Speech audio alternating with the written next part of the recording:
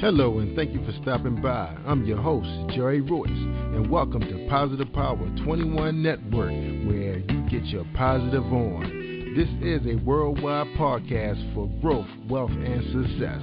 Thank you. Positive Power 21.org, Internet Radio.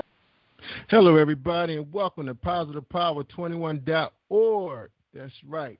And I appreciate everybody tuning in and checking us out today on demand, on the internet, where everything is happening nowadays. Tonight on the show, we have a very good friend of mine. Her name is Dorothy Morris. It's weird how we met, but I used to see her all the time. I always wanted to meet her. She looked important. But anyway, she wrote a book, so they gave her an excuse to really get to know me because she knew I was in publishing, and she released a book called Fatal Rebounds. It's been around for a while now. And I'm sure she's working on another project, but we're going to talk about everything tonight that she's doing. And hopefully this internet signal will hold tight, because if not, I'm going to have to jump to my cell phone because I don't want to miss not a second of this interview. Right, Dorothy? So how you doing, Dorothy? Welcome to the show. I'm fine. Thank you so much for having me. You're welcome. So what's honored. going on? Yeah, I'm glad to have you. Glad I caught up with you. I saw you on Facebook. I said, that's a message from God. Let me connect. Yes, the message was very profound that day because at the time there was a particular individual that really showed me who she really was. And Maya Angelou came to mind. She's my favorite poet. And her famous saying is, when people show you who they are, believe them. So that's why I wanted to just share that little snippet with everyone to let them know that, you know, sometimes it's not a facade. Sometimes it's the real thing, and you need to accept things for as they are, because you can't change people. They have to change themselves. That is true. That is true. And you know what? It's so much going on out here in the world now, Dorothy. You try to, use your positive energy to draw all the positive forces you possibly can. But on a job, sometimes you don't have to have choices to deal with certain individuals. So you try to pull from the Bible. You try to pull from positive individuals, words, you name it. It's like you're trying to build that force field. And sometimes they just manage to get in there sometimes. So what's the deal with that? Because I consider you to be a positive thinker. And I know sometimes, as a positive thinker, you're going to be under attack sometimes. So tell my audience how you handle a lot of these things, and then we're going to talk about your book projects a little bit, okay? Okay. It's not easy. I must admit, sometimes some days are challenging. But my faith in God and my beliefs and the way I was raised, my mom always say, joy comes in the morning. So trouble don't last always, and that assurance there it gives me hope for a brighter tomorrow. When I'm going through things on my job, I have to look at the situation for what it is. I can't change another individual. I can only change myself and how I react to that individual. Or if there's a situation like where if I want to get a certain job or promotion or whatever, and if there's obstacles in my way, there's always a way to promote yourself. It may not be on the job, but you need to look elsewhere outside of the job. You are more than your job. You are more. You need to tap into your talent and realize that God gives everyone the ability to do everything, anything they want to do. If they have passion and they really put their mind to it, you could succeed at almost everything. That's right. I fully believe that. Now, before we move forward, can you give us a little background about you? I'm sure. I'm a Floridian. I'm a native Floridian. I lived in Florida, and I was raised in Florida most of my life until I relocated here to Maryland since in 2001. I relocated here to Maryland, and I came here on a job opportunity, so I took advantage of that.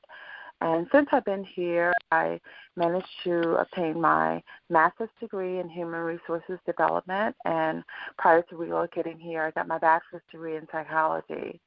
And And I did this, pursued my education while as a single parent and while I worked full-time job with the federal government. And that's because I was really ambitious and I really wanted to do other things with my life, and I wanted to tap into my own talents. So, and that's basically it. And after I finished my academic experience, I pursued my love and passion for writing. And I've always wanted to be a writer, but for 25 years it was just a dream. And after I got my master's degree, I made my dream a reality. And why the delay? A lot of people ask me. I think things were meant to happen for a reason, because at the time I was very young. You know, at 18 and 20 years old, you're still learning and you're still growing. And I really think that God put me on a path right now, because right now I'm able to tap into my own personal experiences to really, like when I write, I find myself immersed in my personal experiences and my novels. And I don't do that on purpose, but my experience gives me a broad perspective of life. And that's why I'm able to really expound on characters and situations and make them as close to reality as possible. All right. That's powerful. That is powerful. Because everybody know when it's all positive, it's all power, right? Wow. Yeah. Now Dorothy, now we met. I met you when you were in charge of a project, a very important project for the agency we worked for. And I was always kind of impressed with you. I always wondered, I said, who is this woman? You know, you always looked like you were just so studious, and, you know, you jumped right in, took charge. And there were some challenges going on with that work, which was so interesting at the time. Yeah. And you shared some of those things with me that was going on. And, you know, they gave me a chance to understand that the front office is not perfect, just like being on the floor, you know, being in your cubicle, you know, working with your direct manager. Everybody has their faults, and they're just human. Right. And you know, so and that was a very important, you know, process for me, because I always look at, you know, executives as being perfect, you know, but now that I'm understanding the agency, I see sometimes they just throw some of them in there right in the fire while it's really, really hot.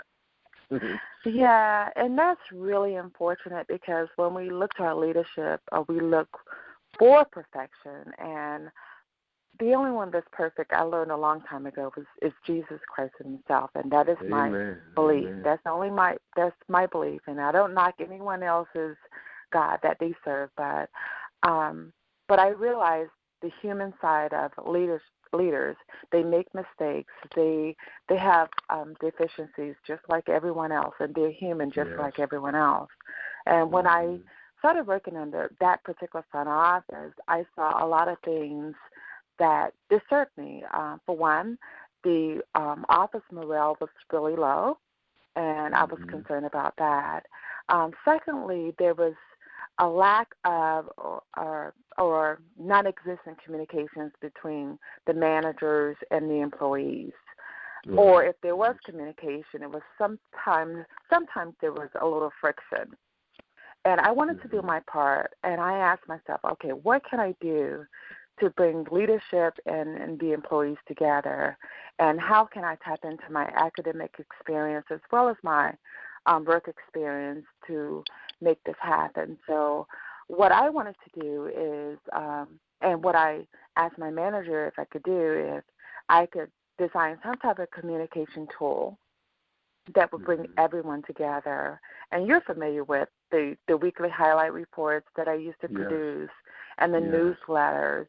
And a lot of people were very appreciative, because a lot of people didn't know what each other was doing, some of their accomplishments, some of their projects that they were working on, and I thought it was an effective communication tool. And I also use these tools to empower people. A lot of people were not getting the recognition that they truly deserved, and these newsletters and weekly highlights, they really highlighted a person's talent and skills. And from there, I was able to share with different management officials, this person needs to be promoted because, and sometimes the experience was just evident, and you know, and a lot of people took advantage of the different opportunities, and I'm so grateful. I was so grateful to be a part of that process. Yeah, you know, and what's so powerful about that was, you know, even though, you know, you may not have known the people who were being promoted, who were being highlighted, it gave you an opportunity to find out who they are because, you know, different components within that operation. And you don't have an opportunity sometimes to, you know, we didn't have a cafeteria where you can sit around and get to know people. We didn't have a lot of breakout sessions. We didn't have our own in-house work groups where you could meet people from different mods, and now they have the different international divisions. You just didn't get to know those people, especially if you were only on the floor for between 3 and 5 years. And I thought that was so powerful because not only that, it kind of inspired you to do a little bit more at your job if you weren't getting that from your manager and say, okay, I could be that person, because you read that person started out as maybe a benefit earnings technician. Then he moved on up to maybe the front office as a staff assistant. And then he said, I wouldn't mind trying it. And it kind of, you know, empowered you a lot, just like, you know, exactly what you said. And it empowered you. And I got to tell you this, that it's still moving its way through OIO. I'm actually the designer of it, and we're redesigning it. Zarita's actually she's actually the moderator of it now, and we just picked up a new writer, and we have someone from the Leadership Development Program that's working on it as well. So it's kind of excited. Yeah, we that is excited. wonderful. Yeah, they named the committee now, so it's like a legitimate committee, and the AC, I mean not the AC, well the DAC is really supportive of it, and of course everything runs through him. But he's really excited. It was on the top of the list of the AC as far as her strategic planning for the operation, which was great to see. So your thing is still moving. I am so excited to hear that because after I left, I was asked for a transfer to another component, and again to broaden my experience because every now and then I need to be challenged, and sometimes there are certain situations that if I want to get out of a certain situation, I ask for other opportunities, and I was fortunate enough to be given that opportunity. But I never left my experience and that particular component behind. Every now and then I always think about that component and how helpful it was to me because I met so many wonderful people, and I was able to learn from everyone, and everyone was so helpful, and it was a really enlightening experience. Oh, yes, very proud. I mean, I had quite a few of those individuals on my show, and I mean, and those shows are getting rave reviews. I mean, people always pulling me up all the time. I really enjoyed so-and-so interview, and I love so-and-so's interview, and wow, this interview was, you know. So I was like, it's so great that, you know, I had the opportunity to, you know, be able to work there and at the same time connect what I'm doing, you know, my talent, you know, my creative my innovation, and combine what they're doing, because a lot of these people are doing very special things also. You know, and it's worth talking about. It was so wonderful because I had the opportunity, of course, to meet you. I met a professional model. I met a professional actor. I met a runner, a marathon runner. I met all these people that were doing so much in their life. And all these people, including yourself, inspired me to pursue my writing dream. I was like, I don't know if it would have happened had I not came to that particular component and worked there for a little while and got to know everyone. I was so in awe. I think the same thing all the time. I think the same thing all the time. You know, what would have become of this? You know, if you weren't, like. Of course, I had my first radio show before. You know, I was working with the federal government, but I didn't have those people, those kind of people that was, you know, that helped catapult me. You know, even though I did end up doing really, really well, you know, as far as numbers were concerned with that other project, but I think this one's going to be a little bit more special because I had an opportunity to do a detail downtown, and they were having some real special issues going on with the component, just like what you mentioned, the low morale, no connection with the front office, the connection with the first line managers weren't there, And that was like a real concern. Everybody was distant. Like everybody wanted to protect themselves like there was a big anti-bully law, and if you say one wrong thing, you'd be in court. It kind of reminds you of that situation. So it's like nobody said nothing to anybody, nothing good or bad. So when I came in with another gentleman from another operation, and he saw me go out every morning at the same time of day. He asked me, what are you doing? And I told him, I said, I go out every morning the same time before I do this and that, and I go greet everybody. I spent the same exact time with each and everybody. And that is just wonderful. shake their hand and smile. They told me something about a child or a hobby or adult. Any situation I could connect with them, I would bring it up the next day. How's your grandson doing? How's your mom doing? Did your dad get a chance to take care of that situation? I remember why they was honest enough to tell me why they were taking leave and those kind of things. I was really connecting with them. And then later on, the director decided to adopt another philosophy, like it was an Oriental reading before our meetings. And it kind of brought a calmness to the meeting, because they used to start out with fights during the meeting. Wow. Hostile fights between the managers. I said, oh, my God, this kind of reminded me when I was back there in 87 when I was a coordinator working with management. I said, the same thing is still happening? It's 20 years later? And that then is unbelievable. Changed everything. I know, it was crazy. So just to say all of that kind of, a couple of the technicians, I talked about this show, I talked about my kids, and they really enjoyed it. And so we started a newsletter. We came up with our own logo. We had our own slogan. And we used to have our meetings. We used to hold hands and huddle and break huddle. So I kind of adopted, the football type style, collegiate type football with them, and they liked that. So, and so with the newsletter, we just talked about positivity. We had quotes, you name it. And so later on, when I left, after my detail was up, I continued the newsletter. And that started in 2011. It still goes on. I don't do it as often as I used to, but I do try to at least put it out bi-weekly. Oh, wow. So that is wonderful news. And then they have the opportunity to check this site out, on their off time. Just to me, this is just as motivating as, the newsletter could be, because I adapt the same principles, positive power. So now, Dorothy, we're about to hit on the half hour. So we're going to talk about, so what's going on with your writing? Tell us, what's going on? Oh, my gosh. I'm having the time of my life. I've been several places all over. I shouldn't say all over the country, but it feels that way because I've been to New York, New Jersey, Florida, of course, North Carolina, Georgia.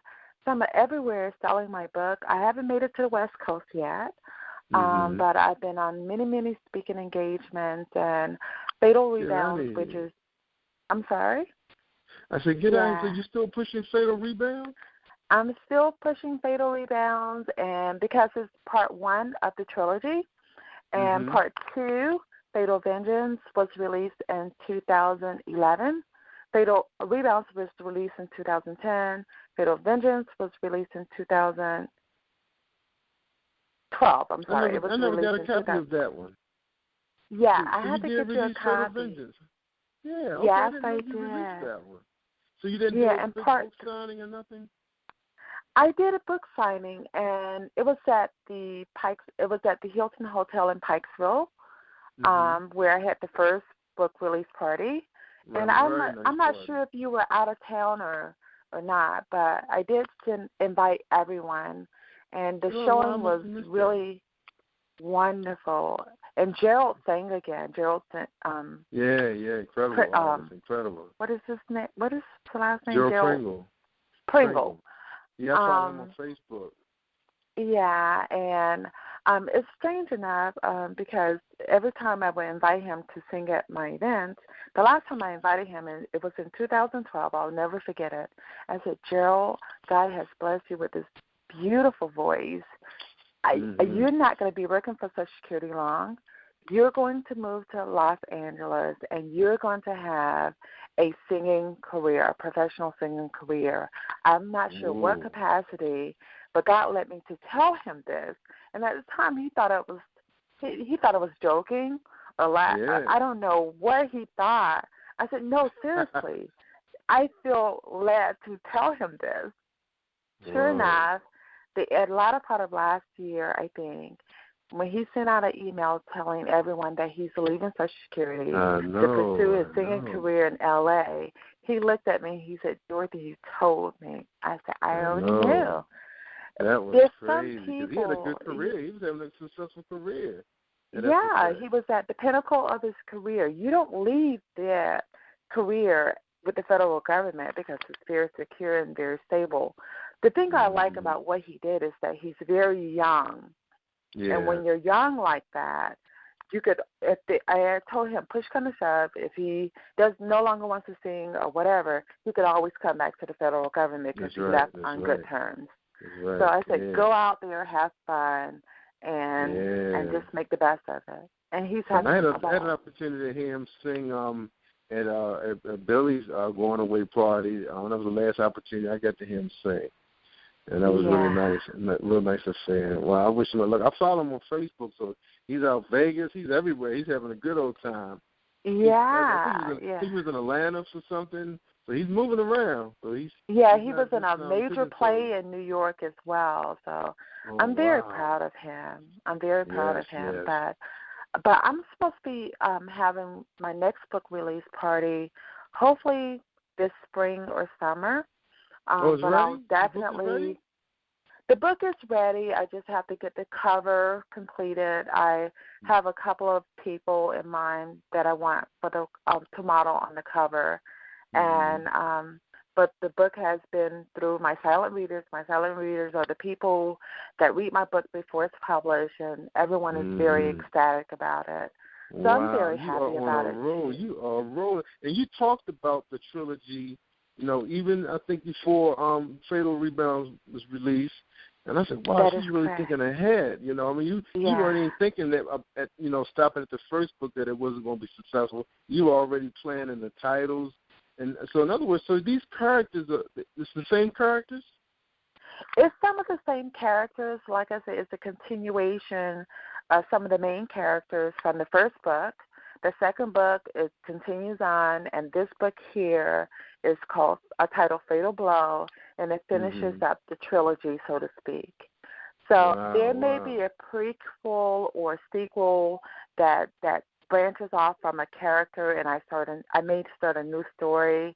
But right now, the project is my goal is to complete the trilogy, and after the trilogy, to start a 2-part series titled Revolving Doors.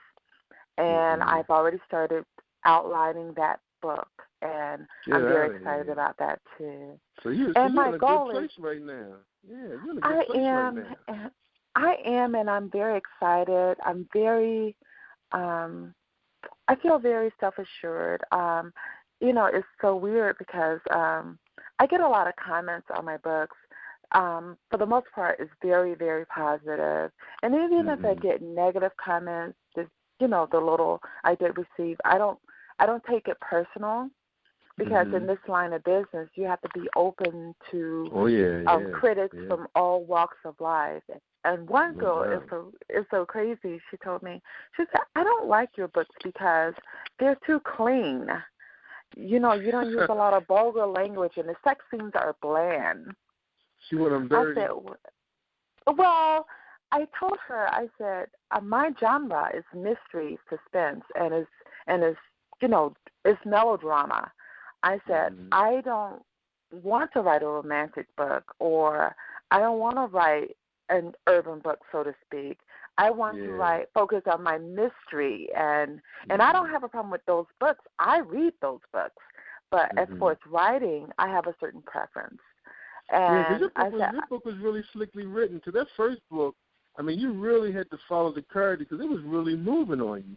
I remember reading that book, and I said, wow, the characters were maturing right in front of your eyes, and this thing was happening, and you really had to pay attention. You couldn't just read it. Some people are digging for the dirt, but it was so much was going on, people being deceived that you have to, it is mysterious. You're like, wow, how is this going to develop, at the end? Right. And it kind of throw a wrench on you, Wow. Yeah, she was looking for that. Yeah, she was looking for that. And then it's so funny because I think I'm in the middle of a, not necessarily a generational gap, but Mhm. I find that some older people, like, when I say older, I'm talking about over 30 years old, like Okay. my second book better than my first book, and then much, much younger people, like my daughter's age, 20 years old, I guess, like Mhm. my first book better than my second book. So, it's weird, but I do get a lot of people that like both books, and they say it's two different books, so really can't compare it. So it's Right. funny Right. to hear the different critics talk about your book, and when I go to different book signing parties, and when people invite me to their different book clubs invite me, Mhm. and when I hear what they have to say, they have different perspectives, and I'm in awe because I was like, I didn't mean it like that, but it Right. came across, like certain things came across that way. I was like, wow, that's a different way Mm. of looking at it. So it's a lot of fun. It's very exciting. I It's bet a it lot of is. work. It's a Yeah, lot of work. absolutely. Sometimes, Because I've done that for a living. I remember what was stressful for a lot of the authors. A lot of them have very good support groups. Now I know you had a great support group. I met a lot of those people at the first showing, and now they're just the first group. Now are you picking up people and losing people, or you got that same crowd flowing with well, it's I'm basically, my audience is basically the same. you? I'm picking up more people as I go along, and Okay. it's so unique and strange in a way because I'm still hearing from people. People are buying my book because my book is also available on Barnes& and Noble and the Amazon.com site, and it's available at the E.N.A.P. Pratt Library, so in Baltimore, Maryland. So, Mhm. but people still express an interest in my books, and I'm really fascinated by that because some authors it's like a hit and miss, but because Yeah. people are still buying my books, I'm really happy and grateful. I'm really, really, truly grateful for the support. That's right. That's So, right. Now, let's talk a little bit about your marketing promotion. Now we have a lot more going on out here than when you with your first book. You have Facebook, you got Twitter happening. There's no more MySpace, but you have these other big players, and you have YouTube now. You have these internet radio shows all over the place. Are you taking full advantage of these media sources? yes, I am. The unfortunate part about my situation is that last year I was faced with a lot of medical problems. They've since been resolved, but it slowed me Good. down Good. dramatically. For a little over a year, I've been faced with medical problems, Oh and I was wow. not Sorry to able hear that. to really. I think it was timing is everything, and I believe things happen for a reason. Because prior to me getting sick, I was going nonstop. I Right. wouldn't let up. I was really, really like pushing myself to the point where I felt my body just like slow down, and I had to You're take getting care of tired. myself. Yeah, Yeah. you know what, Dorothy? I am so glad that you brought that up. For one, a lot of us as entrepreneurs, sometimes you forget about your health. You're thinking about, okay, I want to make sure I don't take anything away from my family because of my passion. So I'm going to try to give them the same amount of time that I was giving them before, even though I have my passion that I have to put time into. And then you have your people. If you have parents still living, you still got to take care of them. And then if you had seen someone or you're married, so you wear a lot of hats and you added one more. Now I remember I saw a video on Lil Wayne, the rapper guy, and I mean he's a pretty intriguing dude. I mean they were showing how he right before he knew he was going to jail, he had in mind that he wanted to complete this album. So he was he was clocking mad hours. His studio engineers were napping and sleeping in the studio while he was still up, going hard. I was like, wow, is that how those guys roll? I mean, you hear the same thing with Chris Brown and a lot of the other guys that are on top of their game. It's like they go over the top. Alicia Keys, the Beyonce, and I'm wondering, Now, they can afford to do that because they're a lot younger than we are. Now, Right. when do you say, okay, I got to get some rest, something's not right, I need to go see the doctor? When, did you really pay attention to the warning signs, or it went a little short? No, I did not pay attention. I was on this high. I had a burst of energy, and I wanted to write day and night. I would stay up all night, all morning long. Plus, I had a full-time job. Plus, I had my kids. They're not kids anymore. They're young adults, but I was trying to take care of them. I was trying to be super mom until last year, when my body seems like it just broke in half. Not literally, but I had ended up in the hospital, and after I went to the doctor and I got evaluated, the doctor said I need to slow down. I need to rest. So I had to start. So what was happening? I mean, were you losing rest and nutrition and too much caffeine? No, the condition that I have, it causes me to lose a lot of energy. And I didn't know why I was walking slow. I didn't know why I was moving slow. I didn't know why I was in pain all the time. And all I know is that I felt like I was falling apart. So one day when I went to the doctor, I had to go to the hospital right away. And, I got treatment, and the doctor said, you need to rest. So now I make it my business. When I come in from work, I don't immediately get on the computer. I exercise. I meditate. I take time to eat a proper dinner. I take time to talk to people when I can. And then after everything is said and done, I may focus on writing only about an hour, and then I get rest. I go to bed early, and then when I get up in the morning, I may write a little bit more, but I don't overdo it. And that's what me scheduling my events.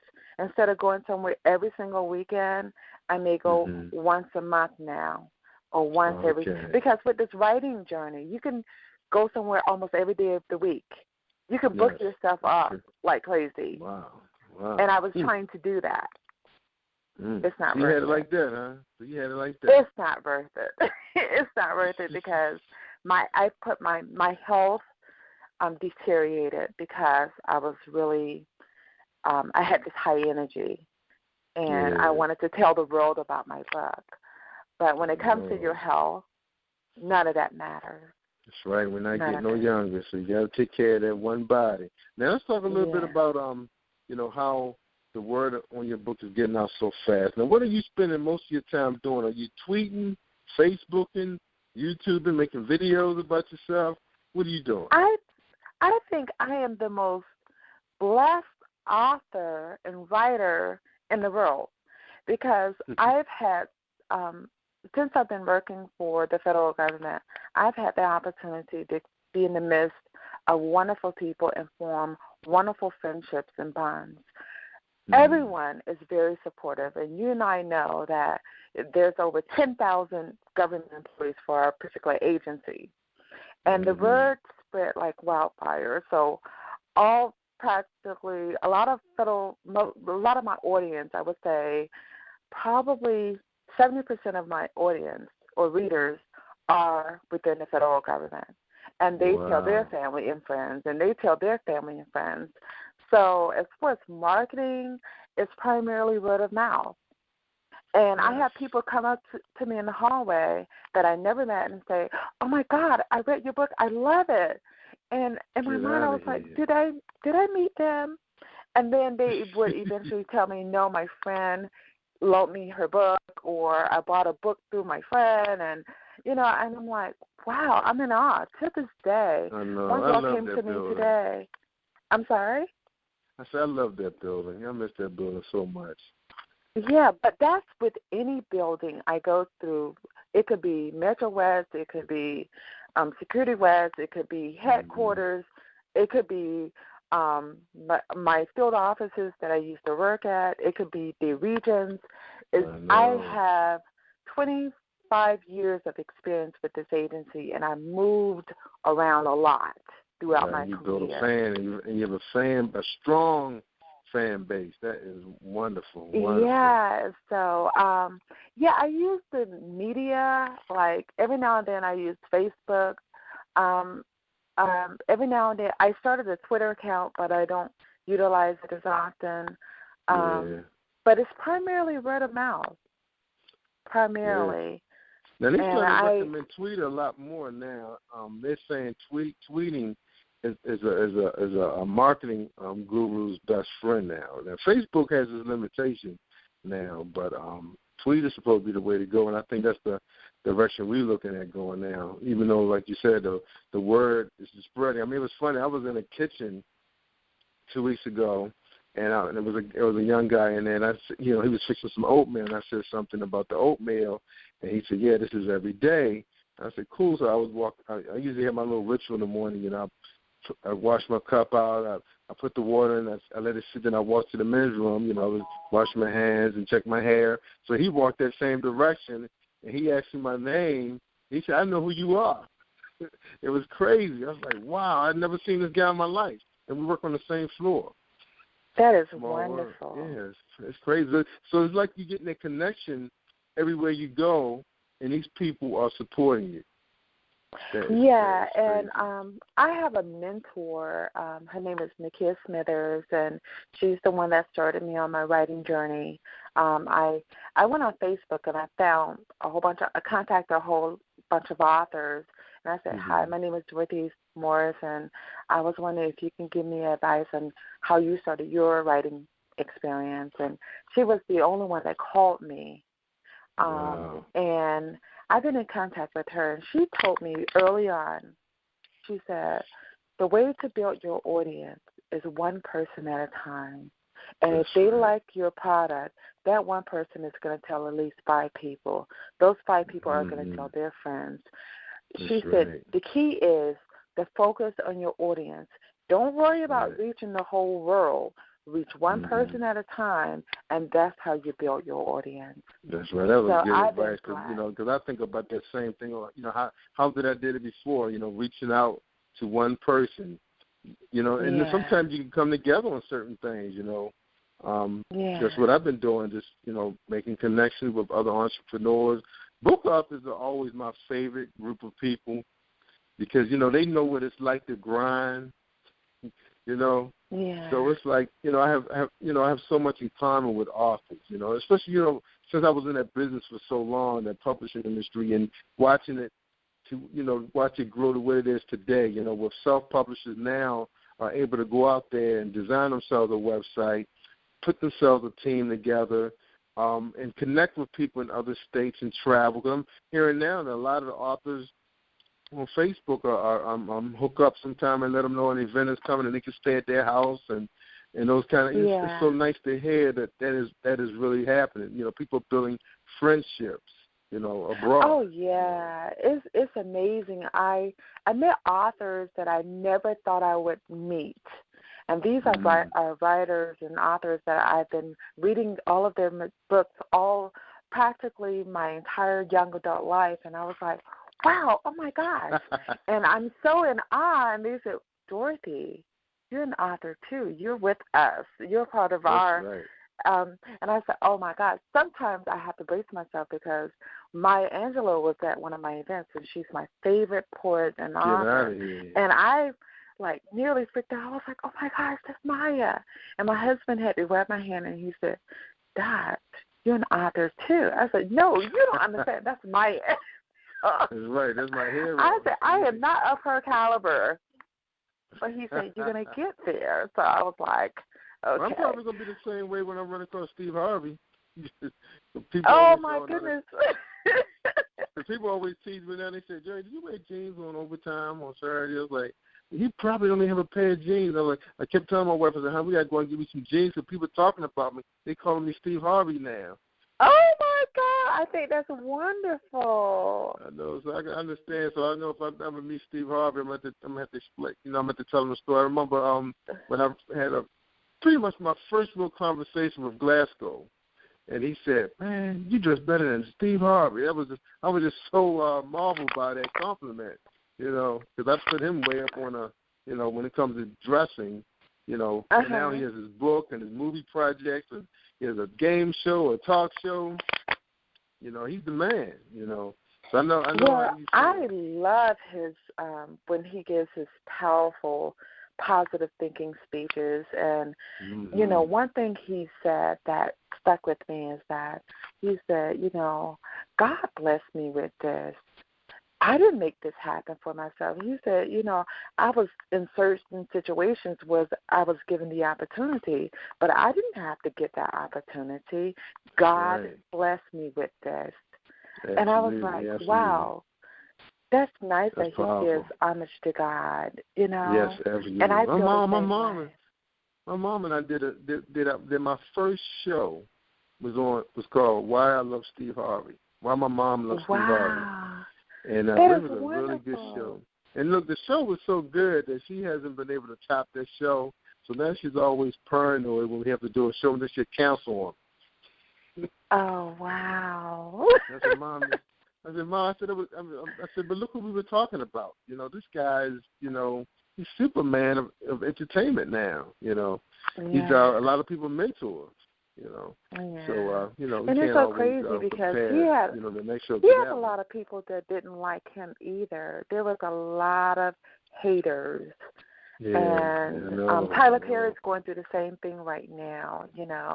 There's a lot of people that are going to try to discredit you. There's a lot of people that are going to say bad and negative things about you, and it's really unfortunate because the people that you thought was in your corner, that you thought would be there, supporting you along the way, and when you find out they're not there, it could be very disheartening. Yeah, it can be. It can be. You're right. And the people that are there, you're like, wow, I didn't know you would be here for me. But God, like I said, it goes back to what Maya Angelou said before. When people show you who they are, believe them. It was a lot of people that was supposed to be at my first book release party, and I invited them, and they were supposed to help me. They were not there. Yeah, I remember that. But the people that were there, I was like, oh, my God, I'm so grateful. And I was almost surprised because, they supported me, and I just took it for granted that the people that were supposed to be there weren't going to be there. I know, and I brought my daughter there, and she was just so amazed, with the support and, you standing up there, and thanking people. And I was just so excited to have my daughter there, because I knew it was going to make a great impression on her. Wow. She is so beautiful, your daughter. Thank so you. Beautiful. She's tall now. I think she's going to be about your height, Dorothy. Oh, my goodness. So is she going to be a model? I don't know. We actually put her in sewing school. She actually had done her first fashion show. She put in three pieces, and she did model them herself. She's been studying piano, music. So she reads music. She sings at school on a magnet choir, so like a magnet program, and she's studying high school French since she's been in the 6th grade. So she's been doing a whole lot of things. So we don't really know yet. What is she going to do? So she's waiting to hear from a dance school now, because she actually took some courses during the summer, and then we hired an instructor during the fall, and then my cousin started working with her. My niece. So we're waiting to find out if she's going to become a dancer now. Wow, that is wonderful. Absolutely wonderful.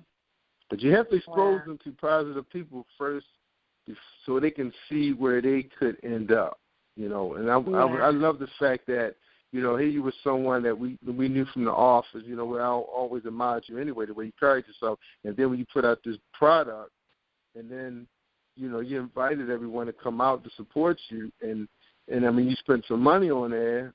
It was big, And like you said, I know sometimes the people you think who's in your corner and they're not there, it can be very, very disappointing. But, you have to move on. It's your thing, right? You have to move on. You can't dwell on it, but you can't make excuses for them anyway. Because I really do believe that if people want to be there or want to do something for you or whatever, if they really want to do it, nothing would stop them. Nothing or no one would stop them unless they were involved in an accident or something major. But if they really, really want to do it, but you can't hold it against them either. I didn't take it personal. I just simply said, okay, and that's it.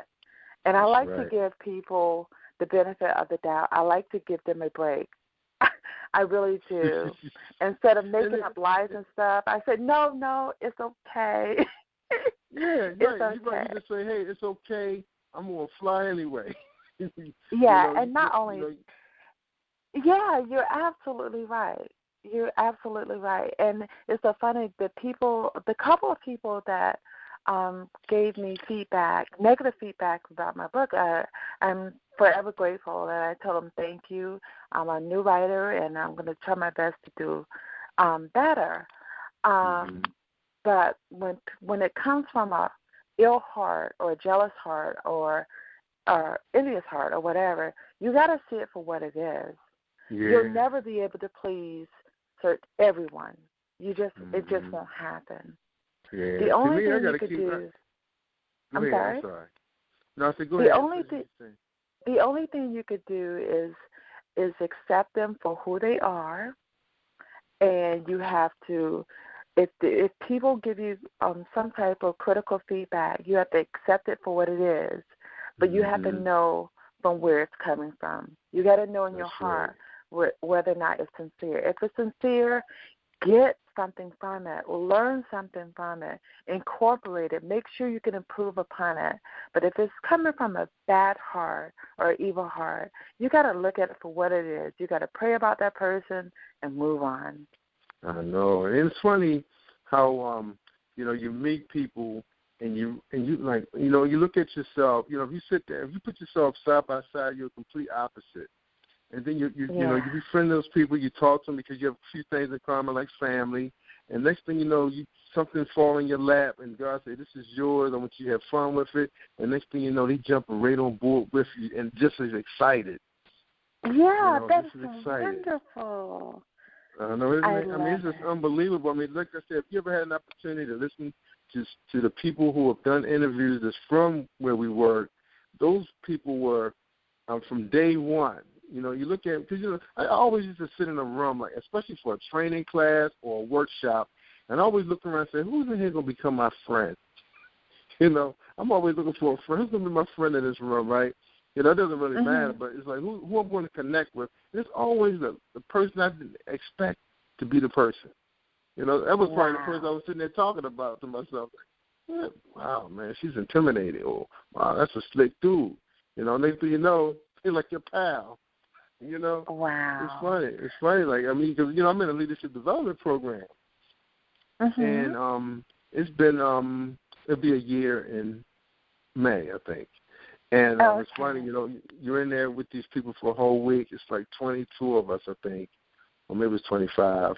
And, you're just doing your thing. And, it's like, wow, these are the brightest, smartest, most intelligent people, out of the 60,000 employees, nationwide, worldwide.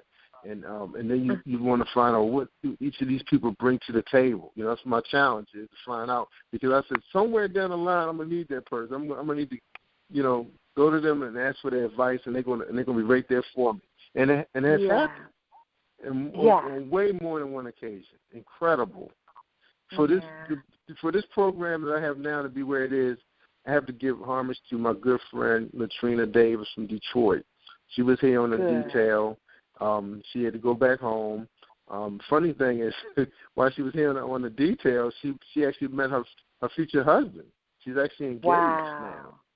And he was supportive. He actually was a co-host with me on the show, and she's done a couple shows with me with guests. And she's always checking on me every week. Do you need me to do a show with you? And I haven't gotten a phone call from anybody else. Like homeboys or homegirls or relatives, or anything. It's just me. Wow. Me and them. Let me just say, you can't take it them. personal. That's you right. Move I don't. My brother and my dad, when we started that company, we didn't have cousins jumping out of the woodwork, giving us money. My mom said, "What do you need?" And we ran with that. So I don't even think I got that much support from my own sister, and she was an accountant at the time. She didn't even volunteer to do our books. So I know. Just dealing with immediate family. I got a taste of it early. We first had our news magazine on the shore.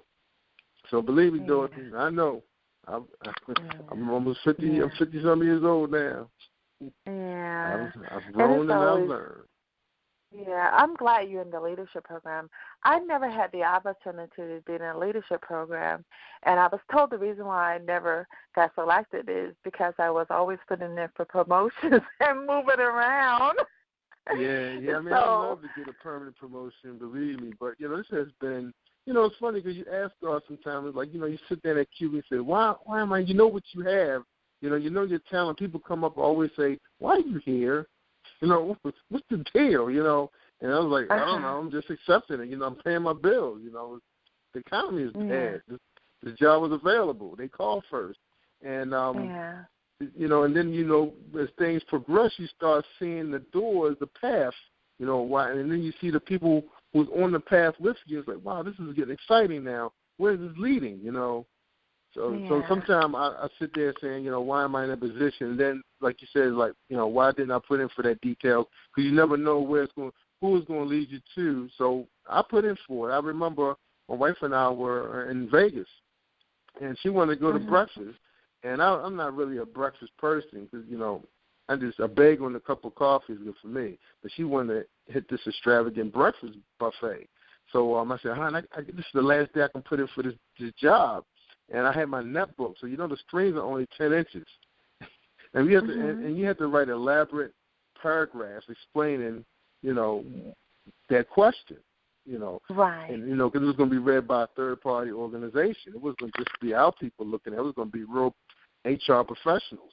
And I had to really take my time. I remember going downstairs, getting a Red Bull, came back up under pressure from her because she wanted to be there by a certain time. And then I'm trying to think all the way back and then trying to make sure I'm choosing something that has a strong impact that just set me apart from these other candidates. So it was, and then I almost gave us, no, I'm not going to get this anyway. Just slam the netbook closed. Almost had done that, but I had the thing in the back of me was saying, no, you put in for this thing. You can get it. Good. When I guess I was going to read it, when William and them called me in the office and they said they didn't even tell us what was going on. They were just smiling and shining and tripping. And so one of our own has been selected for the leadership program. I'm looking like, I thought they canned that thing. We got an email so they weren't going to do it. He said, no, the new commissioner decided that she wanted to develop leadership and needs to start with that program. So they reinstated it. And I was like so excited. They were more happy for me because I was like, well, can I still work on the so-and-so, the weekend staff? That was the first thing that came out because me as a reader was really having fun, because everybody goes through things in life, and sometimes little things like that is enough to brighten your day and get you out of bed, Yeah. You use your skill set, something that God had blessed you with. But, Dorothy, we are so happy to have you on the show. We got to have you back since you have your other book being released in the spring. So now will you come back? That's all I want to know. Are you coming back? Oh, most definitely. I had a good time, and it was a good discussion. And I just believe that God puts you in a certain place at His time, not at your time. Sometimes you just have to pray and ask God to lead you, and allow Him to do that because, sometimes you can put yourself in a situation and it backfires, and because it wasn't God's will. So you have to always rely on God for guidance. You got to pray. Meditate, pray, and take care of their body so you can hear them clearly, right? Exactly. But I'll definitely be back on, especially before I release my books. I want to invite everyone out to my website, DorothyJMorris.com, and hit me up if you have any questions or if you just want to leave me a comment. You said it's Dorothy J. Morris? Yeah, DorothyJMorris.com. All right, we got to make sure our listeners get that when make sure it's in the player when it runs on YouTube so the world can see. All right. Thank you so much. I'm claiming a 1 million listeners to the Positive Power Network. I know that's right. So if you hit, you got to claim it, believe it, to receive it. Absolutely, because you hit 1% sale with 1 million subscribers, you're a millionaire. Wow, that is wonderful. That means I could be like Oprah. I could have the Oprah effect right there. The Jerry and you effect. don't need to work for the federal government. You can retire nicely. That's that right. Is I said, nice. What's funny. I know we got a few more minutes, but I was just telling someone. I said, you know what? I would always think if I hit $1 million, like those $300 million jackpots that we could buy a ticket for. What would I do? Would I just become a lazy bum, just travel and buy houses and blow money on cars and food and this thing? And then I told my buddy the other day, he's a fellow podcaster, I said, man, you know what? I said, I think I would do this full time, even if I did hit it. And that was the first time I ever admitted to keeping a job. Wow. And that's how much I love doing this, connecting with people. I think that's wonderful. I think it's absolute. But I didn't go into my writing journey as for the money because I was told from the very beginning that you can't make a whole lot of money writing. No, not in the beginning. My advice was like the person that advised me. She said, make sure that you're passionate about it. And when I spoke to Terry McMillan, and it was so many people that when I went to their conferences, all the authors are very honest. You can't make a ton of money writing, but you could reach a lot of people. That's so, right. Unfortunately, my business, I'm sorry? I was going to say, I've met many motivational speakers and life coaches who are doing very well moving their books. These people are millionaires now, self-made millionaires. Well, motivational speakers are different from actual authors and people that are just sitting at home like me writing books. Yeah, it's very, true. very different. Even if you have a publishing company, the royalties and everything that's involved the money is divvied up so much until when you get your royalty check, you're like, huh? Yeah, I know you got to move a lot of products. Unless you're someone famous like Terry McMillan or Oprah, or a celebrity, or someone who's established in the public eye, it's very difficult. But it's not impossible. I'm building my audience one person at a time, and hopefully people will continue to support me. Absolutely. And I appreciate it. They will, Dorothy, because I read a fitness expert that actually became a millionaire from writing a book. So you just never know. The way social media, I just got an email from someone on my show a couple weeks ago that her viewer, her show was hit by a person in Japan. They actually emailed her and thanked her for that show. And I was like, wow, Japan, that's incredible. Yeah. Well, I get comments from Japan and Okinawa and Afghanistan. What happened is someone sent my book to a military official, and all throughout the military, the women were reading my books in these foreign places, and they were hit beyond my website. I was like, oh my God, from Japan, and it was really nice. And one girl just contacted me from Hawaii. See, that's the most powerful thing about this. Yeah, it's really nice. Yeah, it's really nice. All right, Dorothy, we got to close out now. We won't be able to get this whole show up on YouTube. Okay. So we appreciate thank having you so much for this opportunity. Thank you. You're welcome. So hold the line for me. All right, ladies and gentlemen, I want to thank everybody for tuning in and browsing our website. We're enjoying the hits we're getting and supporting our advertisers. And don't forget to visit LoriJazz.com. Support. She's floating around the D.C. area. She's a beautiful singer. She's up on YouTube. She has CDs for sale. So check her out at LoriJazz.com. This is Jerry Royce, and when it's all positive, it's all power. Thank you, everybody. Thank you for tuning in to the Positive Power 21 Network. Team 21 would like to thank you all for tuning in, and please spread the word and tell a friend. This is Jerry Royce at Positive Power 21, where we get our positive on.